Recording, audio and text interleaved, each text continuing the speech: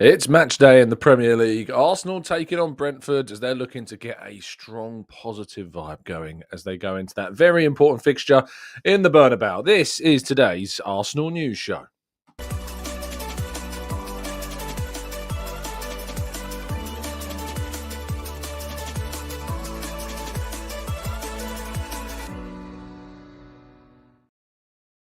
Hello and welcome to the Gooner Talk, back again with you guys and girls for another episode of what is the Arsenal News Show. Joining you every single morning at 8 a.m. UK time. Thank you so much for tuning in.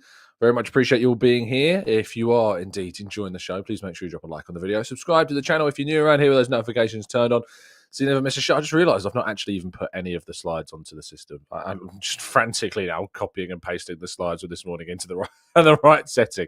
But that's now done. Lovely. Good morning to you all joining us. Thank you. Appreciate you all being here. Good morning to Blackshine and Brian, Paul. We've got Temi and Zoom and Glenn. We've got Carlton and Tom and Damien and Stevie. We've got James. We've got Aidan and Matt. We've got Matata. We've got Runs of Cows. We've got Amira, Jiti, Martin, and plenty more of you guys and girls too for episode 600. Believe it or not, this is episode 600 of our Arsenal News Show. Is only probably get to about, I reckon we'll probably get to what, 650 maybe just short of 650 before we kick off the Arsenal transfer show in the summer. Maybe slightly less than that because they'll have some raw reaction shows as well. So you're probably like 630, 640 before the Arsenal transfer show kicks back in for the summer transfer window. But crazy, yeah. 600 shows that we've been doing this. Almost makes it... it's mad, really, when you think of it like that, isn't it? It's mad to think we've been doing this for quite that long. But yeah, thank you to you all for listening and tuning in. Let's crack on with today's stories, though. Let's not waste any more time. And semi-automatic offsides are in play from this weekend. So hopefully there'll be no more line drawing. There'll be no more referees making these big mistakes. There'll be no more Brentford situations like we had a few years ago when it was not called offside and Arsenal were costed a goal, which saw them cost 2 points in the race for the title right ahead of their game against Man City, which was massively frustrating for Arsenal. But semi-auto offsides hopefully can indeed be in a much, much better place when we see it in action. Maybe we'll see it today. I guess we will have to wait and see. But yes, it is indeed in play. Mikel Arteta did answer a question about semi-automatic offsides. I was going to do all the press conference stuff later, but I might as well read the answer. He said, yes, I think in the Champions League it's worked well. It facilitates the job of all of us and makes the game more fair. It's very welcome, is what he said. So short answer, but I think he enjoys many, many more things than talking about refereeing decisions and VAR. Real Madrid. There's a lot of news around Real Madrid at the moment in Spain because obviously the rallying cry has begun. You're seeing a lot of social media pushes. You're seeing a lot of Spanish news outlets and articles coming out to say how much the remontada is going to be on because they are putting in place many, many measures to try and inspire not only the crowd, but also, of course, their players and the team for a comeback in the Bernabeu on Wednesday night. Of course, I'll be there, flying on Tuesday for the press conference in the evening with Mikel Arteta. But yes, the game between Arsenal and Real Madrid is certainly something to... it's going to be very intriguing indeed, isn't it? It's going to be a very interesting match, and Arsenal have to hold on to their 3-goal leads or try and extend it. Who's to say that Arsenal can't go there and win the actual game as well? I think it's going to be very intriguing how Arsenal and Arteta decides to tackle this fixture, but it's a very interesting tie for both teams. And but yeah, Real Madrid are looking to try and generate the atmosphere to try and unsettle Arsenal and to inspire their own players. But it's going to be very, very intriguing indeed how that one goes down on the day. I guess the biggest story of yesterday, I know that I've talked about injuries, and I think it's because more people care about injuries, but the biggest story of the day, in my opinion, was this, and it's that Vinai Venkatesham has joined Tottenham. in what has to be a very, very surprising move. He left the club in 2023 and now finds himself in North London again, but across the divide.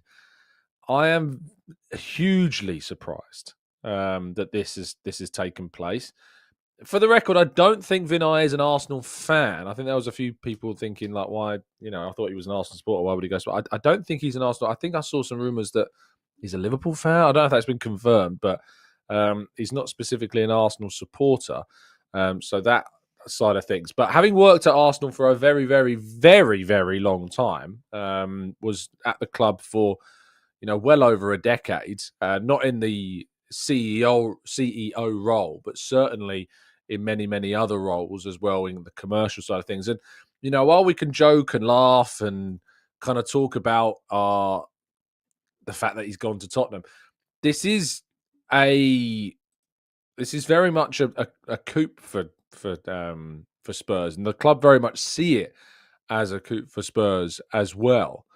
I do find that of all the decisions they could have made for their chief executive officer, it's a little frustrating that you've got Vinai, because Arsenal's commercial activities under Vinai were very, very impressive, and certainly did plenty of good in the world of Arsenal also. But leaving Arsenal, there wasn't too much fanfare about the fact that he did leave Arsenal at the time, and it wasn't necessarily seen as a big blow, to things, because we had Richard Garlick stepping up into the role as managing director. We haven't got a chief executive officer in that kind of same way, but he announced that he was leaving in September of 2023.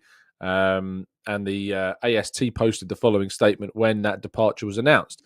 The AST is sad to hear the Arsenal chief executive Vinai Venkatesham will leave the club. He was genuinely committed to fan engagement, improved relations considerably when taking over. He was always available and would be direct and honest in discussions. Vinai also rebuilt a younger, more diverse and dynamic executive team at Arsenal that is making a difference, and we wish him well in his future and endeavours. Maybe not so much anymore, because they're now, of course, with Tottenham. But yeah, he's not...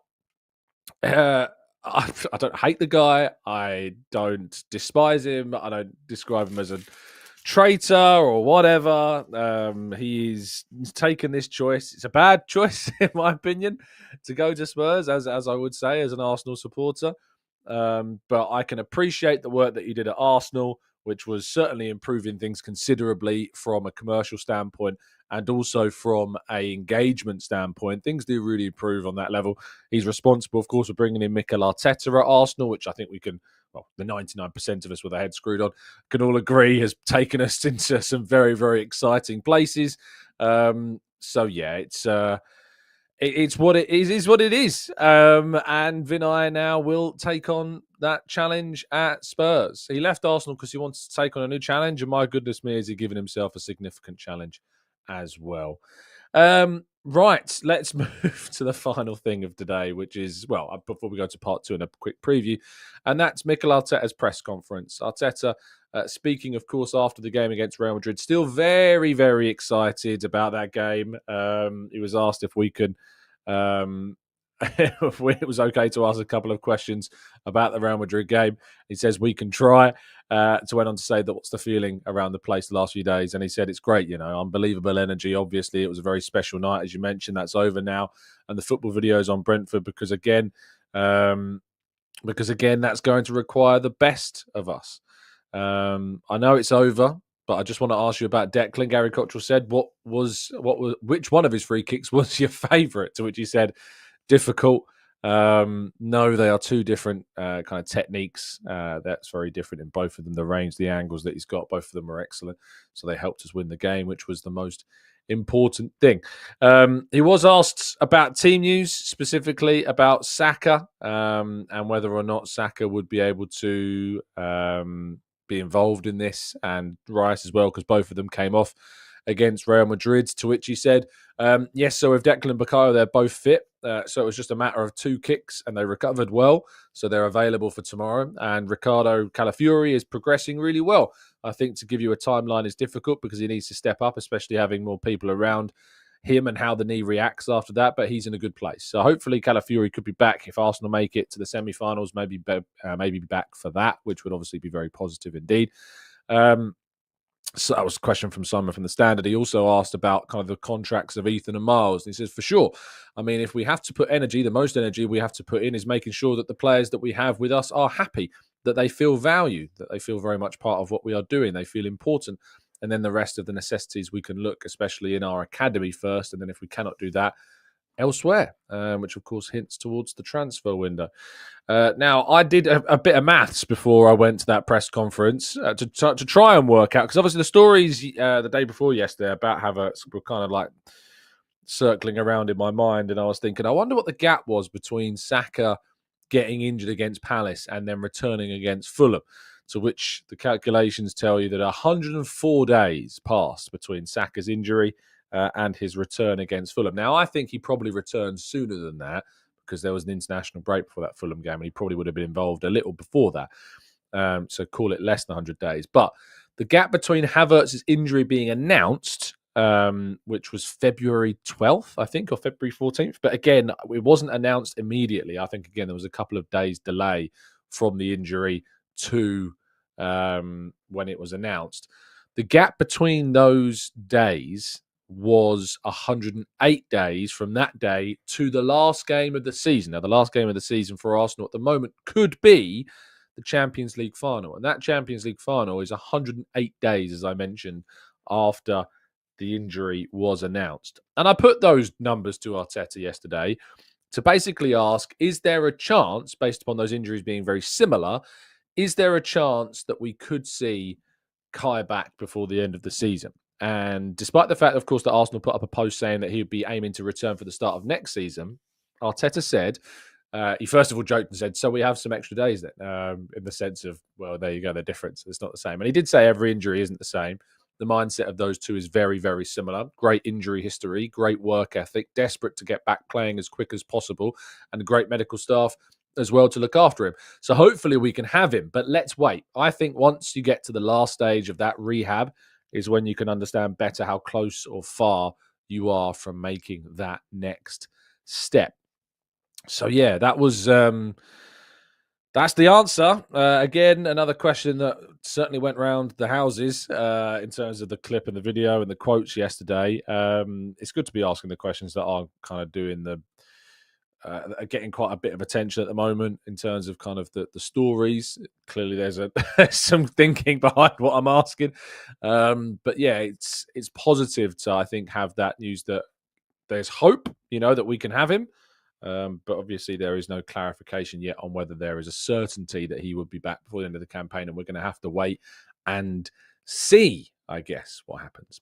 Right, let's go to part 2 and a quick preview of today's game against Brentford right after this.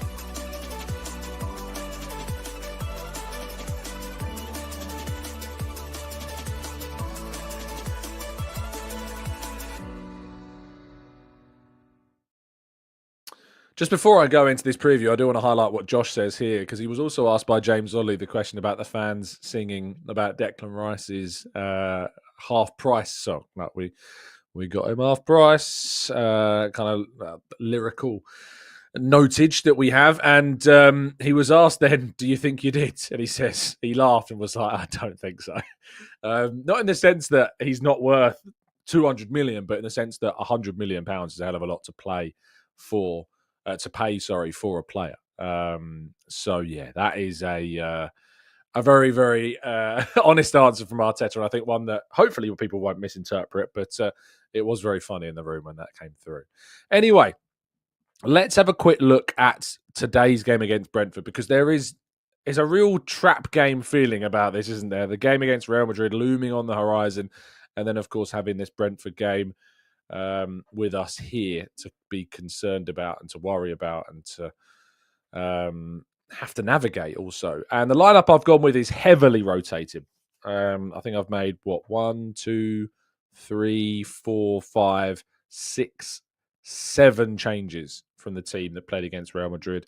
And that's because it's all about rest. It's all about rotation. It's all about being prepared for that game against Real Madrid.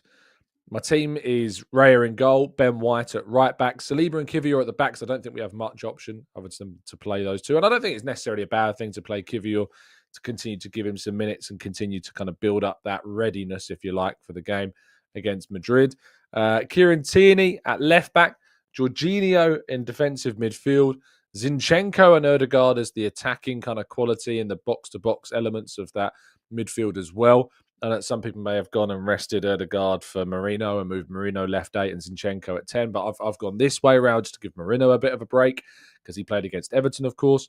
Nwaneri on the right, Trossard through the middle, and Sterling on the left. That's what I'm expecting. I think Arteta will rotate heavily. Have a look at the game against Everton last week. He rotated a lot. You know, Marino went into midfield. Jorginho did start. Nwaneri played. Rice played kind of an attacking role, and I think maybe Ødegaard comes in for this one. Trossard did start. Sterling did start. Ben White did start. He rotated very heavily against Everton. So I think that we will probably see a significant amount of rotation again today. I don't know if it'll be this much rotation, but I think there's definitely a chance that we could see quite a lot of rotation. The strange feeling is about this is that had we have beaten Everton, which arguably we should have done anyway because the penalty decision there was ludicrous, of course, and we probably should have won that game 1-0. But had we have beaten Everton, the gap to Liverpool would now be 9 points. With the chance, of course, to still go to Anfield, it could have been 6 points had we have won that. And who knows, if Liverpool had lost one more game that we then won the other, the gap's then 3 points. And you're suddenly looking at that and going, my goodness me, like what an opportunity missed potentially for Arsenal. Now, I don't think it really would have mattered even if it was 3 points because, of course, Liverpool have a quite significantly superior goal difference. So the gap is 11. Liverpool play against West Ham United at home on Sunday at 2:00. I think that they will be so up for that. With the announcement of Salah's contract, there is absolutely no way I see West Ham doing Arsenal any favours whatsoever. I think the league is still very much gone. But I think it's important that we try and continue to win these games, keep up that momentum, keep it going. And even though we're rotating, I think this team is still good enough to get the positive result, especially at the Emirates that we need against Brentford. Other games this weekend: Man City against Crystal Palace, Brighton against Leicester, Forest against Everton, Southampton against Villa, and the 5:30 one today, of course, is Arsenal against Brentford. Tomorrow, Chelsea Ipswich, Liverpool West Ham, Wolves Spurs, and Newcastle Manchester United. And then on Monday is Bournemouth against Fulham. So lots of interesting games here, especially that Bournemouth-Fulham game, especially that Newcastle-Man United game.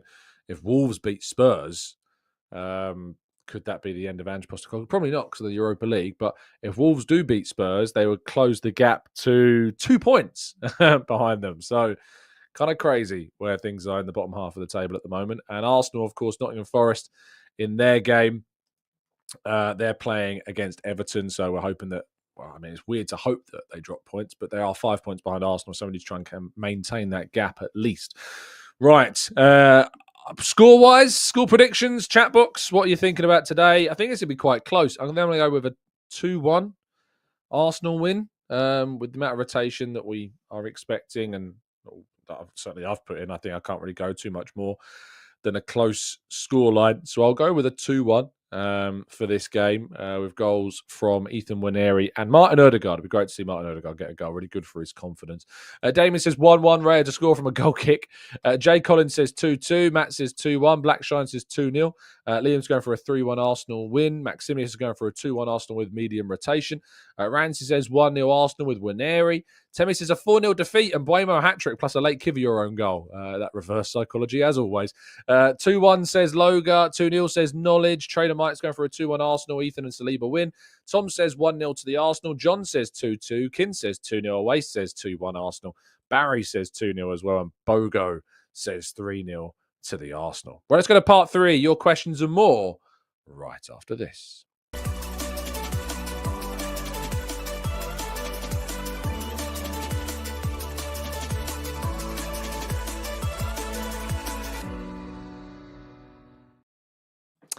All right, this is part 3 of the show where we're going to be tackling some of your questions. So if you've indeed got some that you'd like to throw into the chat box, now is the time to do so. If you use a capital Q at the start of your comment, it does help them stand out and are much more likely to to tackle them. Vivian says, who do Real Madrid have this week and can they afford to rotate? They are away to Deportivo Alaves and they don't actually play until tomorrow. So they have 1 day's less rest than we do, which is obviously a very positive thing and a bit of a boost. They don't play until 3:15 tomorrow afternoon. So 1 day's less recovery compared to Arsenal. And Alaves are no mugs. It should be pointed out. They are no mugs of a team. They are, yes, 17th. I'm really trying to big them up in some ways to make it seem like Real Madrid can try and do something. But they are fighting for their lives, Alaves. They're only 2 points off of the relegation zone, so they have real need to fight for every single point that is on offer to them. We've already seen, teams get the better of Barcelona that we didn't expect. Valencia down in the bottom half of the table. They were, down in 15th and 16th all the way down there before they beat Real Madrid. So they have been beaten by teams in the bottom half of the table. They have been beaten by teams this season that aren't particularly great and know that. So I think Real Madrid are still going to have to try. They're only 4 points behind Barcelona. They cannot afford to lose because they lost their last game, as mentioned, against Valencia. And Barcelona drew their last game in La Liga. So you could have seen instead of Real Madrid dropping to 63 points and 4 points behind them, they could have moved 1 point behind Barcelona. And instead, that did not happen. But Barcelona's, they drew against Real Betis at home before that 4-0 win over Dortmund in midweek. But Barca have got Leganes, who are the team that are one place below Deportivo Alaves. So I think that makes it even more important because if Barcelona if Leganes get a win over Barca, which is very unlikely, it could put Alaves down into the bottom three. So plenty of nuance around that game, and hopefully we can, see some misfortunes for Real Madrid. Jay Collins says, if Saka was a condiment, what would he be? Oh, if Saka was a condiment. I mean, he's got like chili flakes, right? I know it's not really a condiment, but I'd say it's like condiment and seasonings. If something to accompany chili, if you want to be sauce, it'd be chili sauce, wouldn't it? He's our little chili. He's our little chili. Of course it would be. Of course, that's what Saka would be. Mohammed says 3-1 Arsenal with his prediction. Away says, where do Arsenal stay the night before the game? They'll be staying in home games? I think they stay at a hotel in London. I'm not sure which hotel it is, but it's a hotel in London. Mike says, much talk about direct free kicks, but did Saka not make one against PSG during this season? Saka goal PSG. You know what? That's a really good point. That's a really, really good point.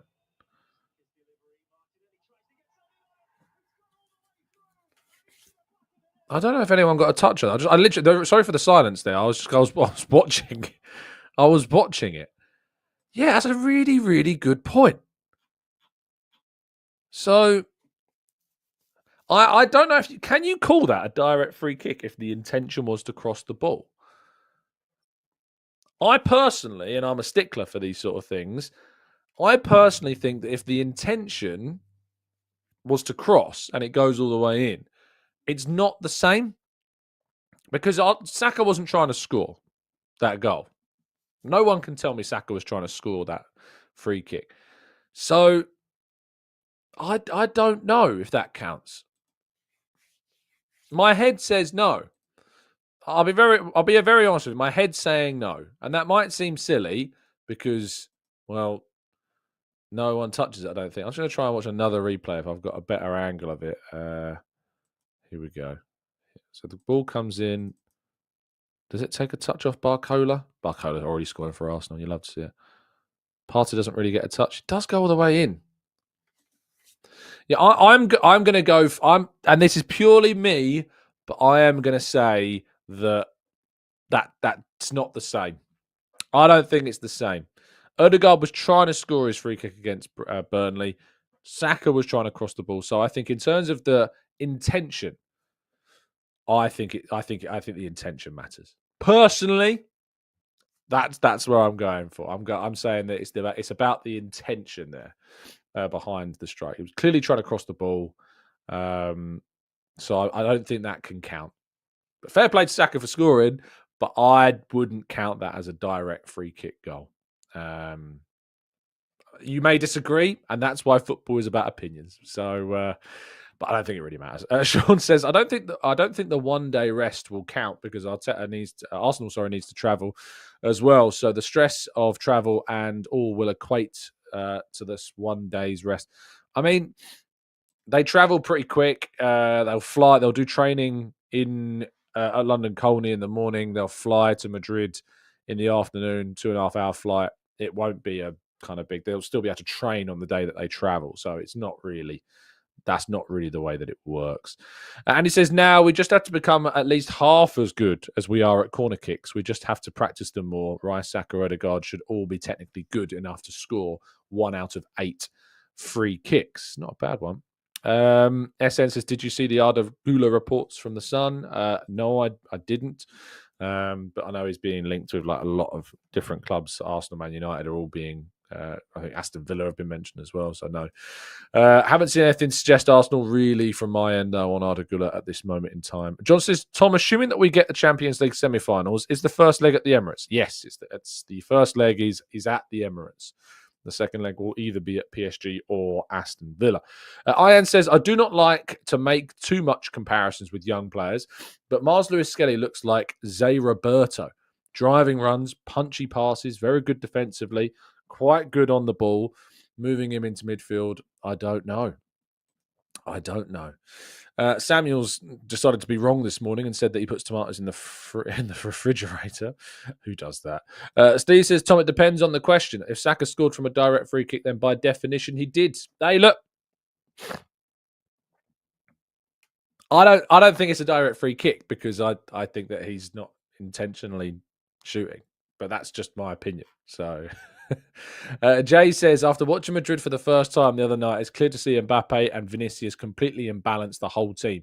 If you had the choice of one of them to join Arsenal, who would you pick? Mbappe. I would choose Mbappe of the two. Z says, great Saturday morning, all Gooners. Match day, let's win it to boost our confidence. Cardi says, I was at Ibrox on Thursday and thought Nico Williams was very disappointing against 10 men for 80 minutes. Who's your preferred left-sided target? Barcola. Mark says, why have we copped the first leg again? Don't we finish third overall? Yeah, it's done on a draw, Mark, unfortunately. It's done, even though we finished third, it's done by a draw. But I agree with you. I think there should be something to be said about finishing higher up the table should give you some kind of extra advantage in those draws. But no, unfortunately not. I guess the issue is if you come up against other teams that also finished in the top 8, then it makes it difficult to guarantee clubs that first leg. But I guess maybe the higher you finish, you always get that. If you finish higher than the team that you are faced up against, you get to choose, or you always get the home leg second. Maybe that's a way that they could do it. But I agree with you. It is frustrating to not have more of a reward for finishing as high up the table as we ultimately did. In terms of that table, Barcelona, I think, was second. Arsenal were the second highest finishers in that league phase that are still in the competition. Liverpool, of course, were eliminated. Vivian says, if we get to the Champions League final, do you think they'd show the game on the screens at the Emirates? Maybe. I would definitely ask for that. Like, I'd 100% be asking for that. What an amazing thing that would be to be able to do. Raul says, Tom, did you see the Athletic analysis on Gyökeres and the final suggestion of Sesko would be a better option than Gyökeres? Where do you stand? I've stood on this for a long time. My rankings have been Isak, Sesko, Gyökeres. I haven't moved from those rankings. I haven't changed from those rankings. Those rankings have remained consistent this season. Just because we started talking about Gyökeres more, some people misconstrued that into us then favouring Gyökeres, but that wasn't the case. It's always been, for me, Isak, Sesko, Gyökeres.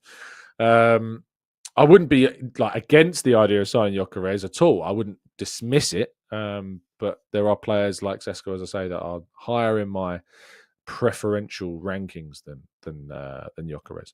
John says, I want to see Max Dowman integrated into the first team next season. His driving runs in midfield are exceptional, although at youth level I see his progression as being fast-tracked. He's a gem, absolutely. Paul says, why do so many South London boys who make the first team have a similar attitude to Ian Wright, Kevin Campbell, Paul Davis, David Rocastle, and Michael Thomas, and now MLS? It oozes confidence. I get they've got a lot of good role models, Paul, haven't they? A lot of good role models from coming from the same area. Ian says that's fine. That means opportunity to make the first punch. The first leg scoring at home first is always good. If you can take a lead into the second half, whether you're home or away, That's a powerful thing. That changes the dynamic of the tie for you. If you can take a lead into the second game, it puts your opposition under pressure to try and score, which opens up space for you. So that's what we've got to try and utilize, I think, going into next season. Right, we're going to end the show there. Thank you so much, all of you, for tuning in. Really appreciate your time. I'll be back with you tomorrow morning to round up today's game against Brentford. I look forward to being there a little bit later on this afternoon. I hope you have an absolutely fantastic day. Enjoy yourselves. Stay safe, stay well, stay happy and respectful. And as always, up the Arsenal.